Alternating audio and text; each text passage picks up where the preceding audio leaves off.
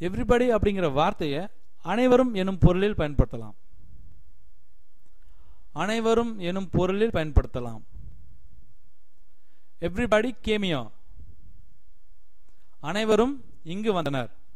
Everybody game here அப்படின்னா அனைவரும் இங்கு வந்தனர். ஸோ எவ்ரிபடி அப்படிங்கிற வார்த்தைக்கு என்ன மீனிங்? அனைவரும். ஸோ அனைவரும் அப்படிங்கிற பொருள்ல நாம எவ்ரிபடி அப்படிங்கிற வார்த்தையை யூஸ் பண்ணலாம்.